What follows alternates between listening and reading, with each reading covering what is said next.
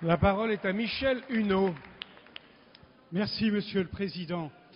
Ma question au nom du groupe Nouveau Centre va rejoindre celle de mon collègue Jean-Pierre Dufaux et qui est adressée à Monsieur le ministre de l'Agriculture sur la position de la France au sein de l'Union européenne afin de défendre et pérenniser le programme d'aide alimentaire pour les personnes les plus démunies.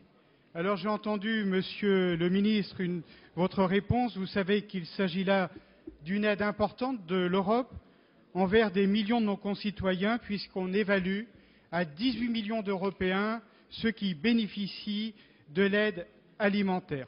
Il s'agit là en plus d'une action valorisante de l'Europe dans l'une de ses actions les plus efficaces. Il est temps, Monsieur le ministre, de mettre fin à cette situation de blocage.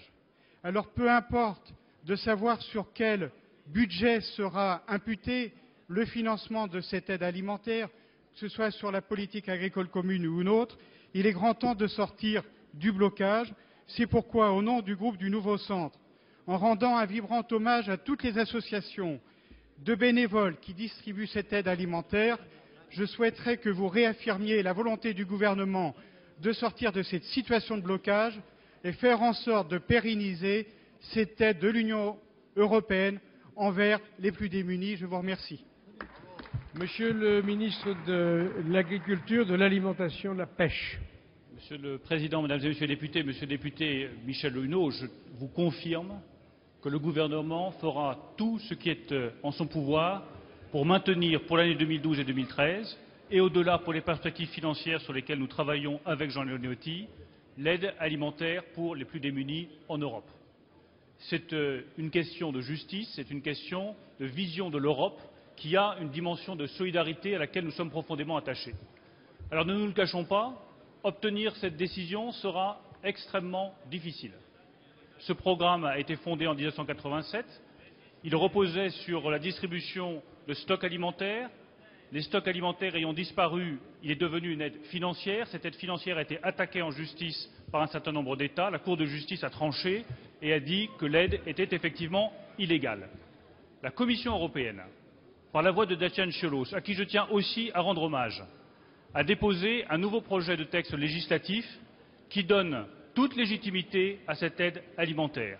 L'argent, lui, il a été budgété. Nous avons le soutien de 85% du Parlement européen qui a voté une résolution manifestant son soutien à l'aide alimentaire d'urgence.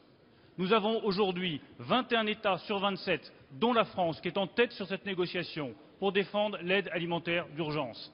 Nous avons la Commission européenne qui est d'accord pour défendre elle aussi l'aide alimentaire d'urgence et qui a proposé ce nouveau fondement juridique. Eh bien, j'estime que quand 85% du Parlement européen s'est prononcé pour le maintien d'une aide alimentaire d'urgence, quand la Commission est d'accord pour le maintien de cette aide alimentaire d'urgence, quand 21 États sur 27 sont d'accord pour maintenir cette aide alimentaire d'urgence, eh bien, il est temps que les autres États se ramènent à la raison. Je me rendrai en Allemagne très prochainement.